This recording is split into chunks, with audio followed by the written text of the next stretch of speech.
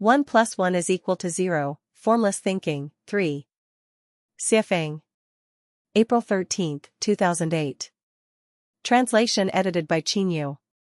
The embrace of particle and antiparticle results in instantaneous annihilation, becoming zero. The total energy of the universe is also zero. The hub of 24 parallel worlds is zero. Among the 36 dimensions of space, there is a realm called the Zero World. This realm is zero, and the greatest creator is zero. In my advanced cultivation, I introduced a method called returning to zero. To truly return to zero, one must engage in formless thinking. The universe has a balancing mechanism, which originates from zero. This balancing mechanism sets the limits for all things to develop. Within these limits, phenomena manifest positively, beyond them, they turn negative. It is like a pendulum that swings around zero as its center. Once it strays from zero, the pendulum immediately disappears. The numbers of males and females in humanity are also centered around zero. The sum of both genders always equals zero. Once this balance is surpassed, events inevitably occur to restore equilibrium. The number line always expands outward from zero in every direction. From a microscopic perspective, everything appears complex and unpredictable. However, with some analysis, we discover that no matter how many phenomena exist, they can all be categorized into the balanced dualities of yin and yang. Each phenomenon is either one or the other. This realization elevates our understanding to the principle of Taiji. Everything is not as complicated as it seems. The dazzling variety of phenomena is simply the Taiji principle in full expression. Yet, how did the Taiji principle originate? Why can the two extremes not expand infinitely? For instance, why can't either gender in the male-female dynamic infinitely reproduce, creating only boys or only girls? Because there is a zero that restricts them. It is the cyclical movement around zero that creates organic, harmonious, and symmetrical balance, giving rise to beauty, a sense of movement, and a world full of life. Therefore, from a macroscopic perspective, everything is zero, which Buddhism calls emptiness. Understanding this brings immense enjoyment to life, making every moment a paradise. Without this understanding, life becomes passive, pessimistic, and an endless sea of suffering. Why do I urge everyone to go with the flow, adapt to circumstances, act according to nature, and respond spontaneously? It is because of the Taiji dance of zero. When an actor performs outside the director's intentions, both experience suffering. To act according to the law of nature is to enter the Tao. Understanding this principle and following its laws is to achieve Tao.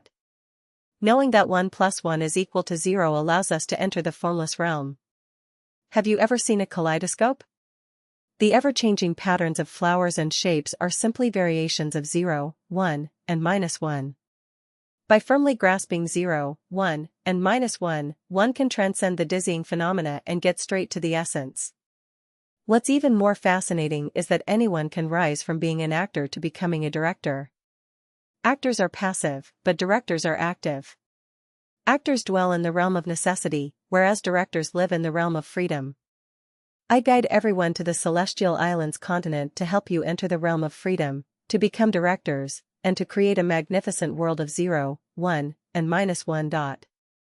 Entering the realm of formless thinking brings us to the world of zero, the emptiness of Buddhism. What is this world like? It is blissful beyond description. Truly wondrous. Laozi had already glimpsed its mystery, saying, "The formless form, the image of no object, is elusive. Elusive and hazy, therein lies the image, hazy and elusive, therein lies the object, deep and dark, therein lies the essence, which is most genuine, within it lies truth." Hence, Buddhism concludes, form is emptiness, emptiness is form. In the spirit of this article, zero is everything, and everything is 0. Yet, simply understanding that zero is everything, and everything is zero, has no practical value. Its true value lies in application, not merely comprehension. Does knowing the principles of riding a bicycle, centered on balance, provide any real benefit if one doesn't ride? No. Does understanding that food is energy bring real value if one doesn't eat? No. So, how do we apply the insight that zero is everything, and everything is zero?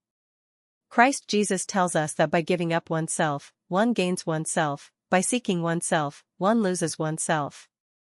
This is what Buddha Shakyamuni continuously emphasized: no self.